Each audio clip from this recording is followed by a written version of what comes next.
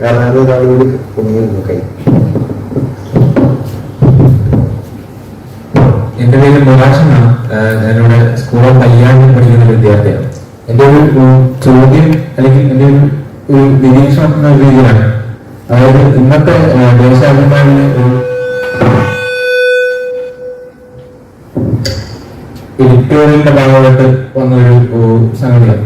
അതായത് ഇന്ന് നിലവിൽ ഇന്ത്യയിൽ പ്രവർത്തിക്കുന്ന മാധ്യമങ്ങളിൽ ഏകദേശം 30-ഓളം ചാനലുകൾ റിലയൻസിന്റെ നിയന്ത്രണത്തിലാണ്. അതിനകത്ത് 15-ഓളം ചാനലുകൾ വാർത്താ ചാനലുകളാണ്. അതുപോലെ തന്നെ നമ്മൾ പരിശോധിക്കാൻ മനസ്സിലാകുന്ന ഒരു കാര്യമാണ്, ഒരു വാർത്താ ചാനൽ അല്ലെങ്കിൽ ഒരു പത്രം തുടങ്ങണമെങ്കിൽ അതിന് വലിയ രീതിയിലുള്ള മൂലധനം ആവശ്യമായിട്ടുള്ള കാര്യമാണ്. അതുകൊണ്ട് തന്നെ അത് സാധാരണക്കാർക്കൊന്നും പറ്റുന്ന ഒരു കാര്യമല്ല. അതുകൊണ്ട് തന്നെ ഈ ഒരു ക്യാപിറ്റലിസ്റ്റ് രീതിയിലുള്ള ഒരു പത്രപ്രവർത്തനത്തിന് അല്ലെങ്കിൽ ഒരു മാധ്യമ പ്രവർത്തനം ഒരു ബദലുണ്ടാക്കുക എന്നുള്ളതും അത്ര പെട്ടെന്നൊന്നും സാധിക്കുന്ന ഒരു കാര്യമല്ല. ഒരുപക്ഷെ പിന്നെയും പറ്റുന്നത് സോഷ്യൽ മീഡിയയിലൂടെ ആണ്. പക്ഷെ മാഷിന്റെ അഭിപ്രായത്തിൽ ഈ സോഷ്യൽ മീഡിയയിലൂടെയുള്ള മാധ്യമ പ്രവർത്തനം അതിന്റെ ഒരു മുന്നോട്ട് പോക്ക് എങ്ങനെയായിരിക്കും? അല്ലെങ്കിൽ ഈ ഒരു മാധ്യമ സ്ഥാപനങ്ങളുടെ ഒരു വലതുപക്ഷവൽക്കരണം എത്രത്തോളമായിരിക്കും നമ്മുടെ രാജ്യത്തെ ബാധിക്കുക? കാരണം ഈ പറഞ്ഞ ജനാധിപത്യത്തിന്റെ 4-ാം തൂണ് എന്നുള്ള മാധ്യമത്തെ നമ്മൾ കണക്കാക്കുന്നത്. ആ ഒരു രീതിയിൽ മാഷിന്റെ ഒരു വിലയിരുത്തൽ എങ്ങനെയാണ്? സോഷ്യൽ മീഡിയ ഒരു സാധ്യതയാണെന്ന് തന്നെയാണ് ഞാനും കരുതുന്നത്. പക്ഷെ ഇന്ന് സംഭവിക്കുന്നത് social media mainstream media ആക്കാനുള്ള വലിയ ആക്രാന്തത്തിലാണ്. കാരണം ഇതിനകത്തുള്ള സെൻസേഷണലിസം, ഇതിനകത്തുള്ള ഗോസിപ്പുകൾ, അതിൻ്റെ അതേ യുക്തികൾ ആവർത്തിക്കാനും അതായി ചമയാനുമുള്ള വലിയ ശ്രമമാണ് ഇന്നിപ്പോ നമ്മൾ സോഷ്യൽ മീഡിയയിൽ നോക്കിയാൽ വളരെ കൂടുതൽ കാണുന്നത്. ഇപ്പോ എന്താണ് വാസ്തവത്തിൽ നമ്മുടെ മാധ്യമങ്ങളുടെ മണ്ഡലത്തിൽ വന്ന വലതുപക്ഷവൽക്കരണം? ഞാൻ കേസരിയുടെ കോണ്ടെക്സ്റ്റിൽ പറയാം. വാർത്താ വിശകലനം എന്ന് പറഞ്ഞ് കേസരി പറയുന്നുണ്ട്, ഒരു വാർത്തയെ ഇപ്പോ തിരുവാങ്കൂറില് ഒരു കോടതിയില് സ്ത്രീകളെ വധശിക്ഷയ്ക്ക് വിധേയരാക്കരുത് എന്നൊരു പെറ്റീഷൻ വരും. ഇത് അത്രയേ ഉള്ളൂ, ഒരു കോളത്തിൽ അവസാനിക്കുന്ന വാർത്തയാണ്. അതാണെങ്കിൽ അത് ആരാണ് അപേക്ഷ കൊടുത്തത്, എന്താണ് വിധി പറഞ്ഞത് എന്ന് പറഞ്ഞാൽ വാർത്ത കഴിഞ്ഞു. കേസരി അതിൽ നിന്ന് വധശിക്ഷയെ കുറിച്ചുള്ള വളരെ സമഗ്രമായ ഒരു വിമർശനത്തെ ഉയർത്തിക്കൊണ്ടുവരുന്നു. വധശിക്ഷ തെറ്റാണെന്ന് സ്ഥാപിക്കുന്നു. വധശിക്ഷ ഒരു ഹിസ്റ്റോറിക്കലി എങ്ങനെയാണ് കൺസീവ് ചെയ്യപ്പെട്ടതെന്ന് പറയുന്നു. അതിനെക്കുറിച്ച് ഒരു വലിയ ഡിസ്കോഴ്സ് ഉണ്ടാക്കിയെടുക്കാൻ ശ്രമിക്കുന്നു.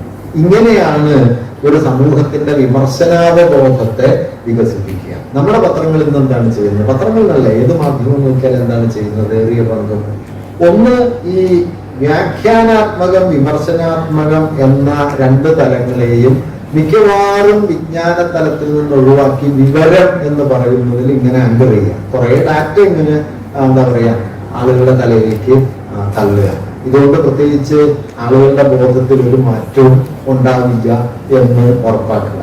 2, ഈ വിവരം കഴിഞ്ഞാൽ പിന്നെ എന്താ പറയാ വിമർശനബോധമോ വ്യാഖ്യാനാത്മക ജ്ഞാനമോ അല്ല, മറിച്ച് ഒരു തരത്തിലുള്ള വിവാദ മൂല്യം, വേറൊരു തരത്തിലുള്ള ഒരു വിനോദ മൂല്യം, ഇതിലേക്ക് പോവാണ്. ഞാൻ സംഗ്രഹിച്ച് പറഞ്ഞു കഴിഞ്ഞാല് വിവരം വ്യാഖ്യാനം വിമർശനം എന്നതിന് പകരം വിവരം വിനോദം വിവാദം എന്ന മറ്റൊരു തൃത്വം നമ്മുടെ മാധ്യമ മണ്ഡലത്തെ വിഴുങ്ങി കഴിഞ്ഞിട്ടുണ്ട്. ഇതുകൊണ്ട് എന്ത് സംഭവിക്കും? നിങ്ങളിപ്പോ ചാനൽ കേട്ട് കഴിഞ്ഞാല്, ചാനൽ ചർച്ച കേട്ടാൽ, ഏതെങ്കിലും ഒരു ചാനൽ ചർച്ചയിൽ നിന്ന് നിങ്ങൾക്ക് ഒരു വിഷയത്തെ കുറിച്ച് കൂടുതൽ സമഗ്രമായ ഒരു കാഴ്ചപ്പാട് രൂപപ്പെടുത്തുക വലിയ പ്രയാസമാണ്. മറിച്ച് അന്യോന്യം ചീത്ത വിളിക്കുന്ന കുറെ ആളുകളെ നമ്മൾ കാണും. ആരാണെന്ന് കൂടുതൽ നന്നായിട്ട് ചീത്ത വിളിച്ചതെന്ന് നമ്മൾ വിലയിരുത്തും. അതിലയാൾ ജയിച്ചല്ലോ എന്ന് നമുക്കൊരു ആരാധനയൊക്കെ തോന്നും.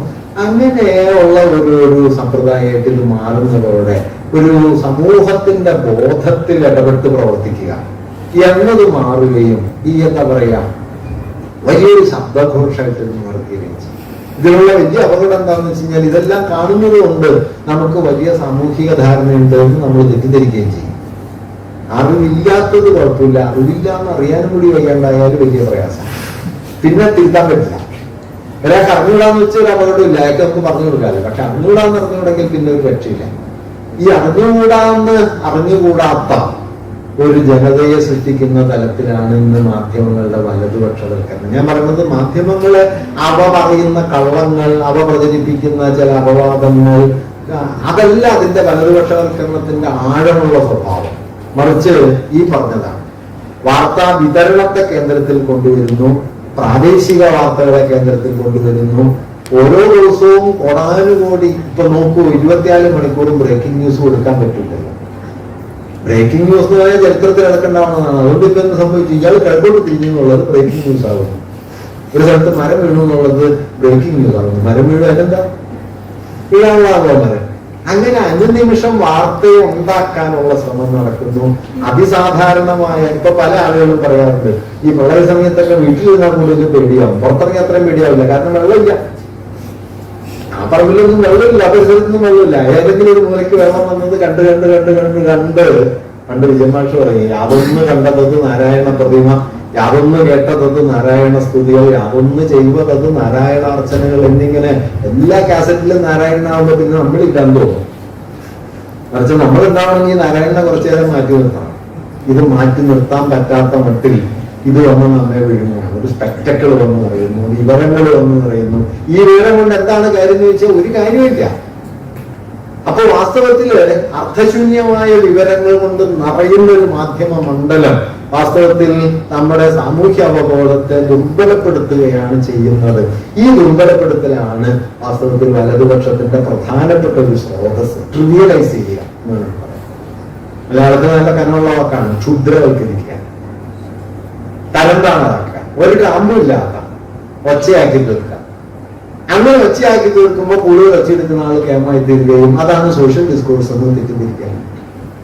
ഈ ഒരു പ്രശ്നത്തെ നേരിടാൻ വലതുപക്ഷ മാധ്യമ സോഷ്യൽ മീഡിയക്ക് ഒരു അളവിൽ കഴിയും. കള്ളത്തരങ്ങൾ തുറന്നു കാണിക്കാൻ പറ്റും. ഒരു നുണ പറഞ്ഞു കഴിഞ്ഞാൽ അപ്പൊ തന്നെ അതിന്റെ വസ്തുതാപരമായ കാര്യങ്ങൾ കൊണ്ടുവരാൻ പറ്റും. പക്ഷെ ആ താർക്കികത കൊണ്ട് മാത്രം മറികടക്കാവുന്നതാണ് ഈ സമൂഹത്തിന്റെ വലതുപക്ഷവൽക്കരണം എന്ന് കരുതരുത്. ആ താർക്കികത ഒരളവിൽ വിജയിക്കും. ഒരളവിനപ്പുറത്തേക്ക് സാമൂഹ്യ അവബോധ രൂപീകരണം എന്ന് പറയുന്നത് തർക്കിച്ച് ജയിച്ചുകൊണ്ട് മാത്രം ഉണ്ടാക്കാൻ പറ്റില്ല.